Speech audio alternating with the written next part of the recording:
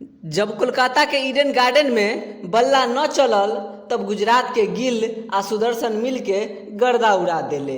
आई वेंकटेश अय्यर तो 23 करोड़ लेके डुबकी मार दे। सबसे पहले नमस्कार प्रणाम तमाम भोजपुरिया क्रिकेट के दर्शकों लगन। आज फिर से चर्चा में हमारे साथ जुड़ गए बारन हमारे मित्र पांडे जी। तो अब जानल जाई विस्तार से। पांडे जी, कोलकाता आ गुजरात वाला मैच देखनी। गुजरात टाइटंस तो छक्का चौका के बरसात कैले रहे। हाँ, सच में तिवारी जी सही कहला। शुभमन गिल और साई सुदर्शन मिलके इतना मारलस कि कोलकाता के बॉलिंग लाइनअप के हवा टाइट कर देगा। गिल 55 गो गेंदा में 90 रन ठोकले, 10 गो चौका आ 3 गो गगनचुंबी छक्का।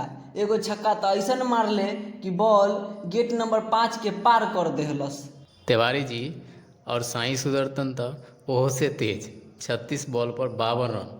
अब वो ऑरेंज कैप के मालिक बन गई बारे। 417 रन हो गई बा। अब पांडे जी, ये दोनों लोग के बाद बटलर भी 41 रन ठोकले। शाहरुख खान 11 रन पर नॉट आउट रह गए।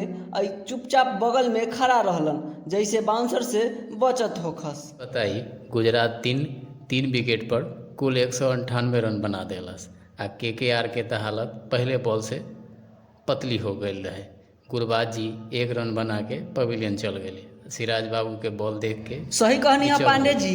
आई सुनील नारायण तो बस 17 रन बनबले आ जल्दी निपट गईले। कप्तान रहाणे 36 बॉल पर 50 रन मारले, बाकी अकेले पड़ गईलन। तिवारी जी, अब असली विलन के बारे में बात करल जाओ।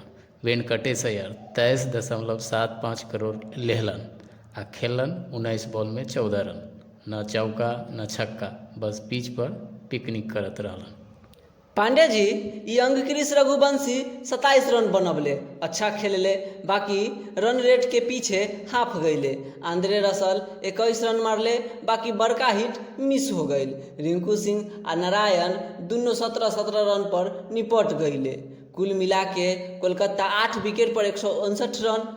हार के अंतर रहल 29 रन आ गुजरात के पॉइंट हो गई 12 आ उ सीधा पहुँच गईलन टॉप पर। तिवारी जी, प्लेऑफ खातिर 16 पॉइंट चाहिए और ये KKR के फॉर्म देख के लागत बाकी वो पॉइंट टेबल पर पॉइंट ढूंढते रह जाई।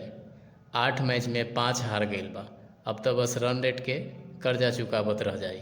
प्लेऑफ तो दूर, क्वालिफाई खातिर मनौती करे के जरूरत बा।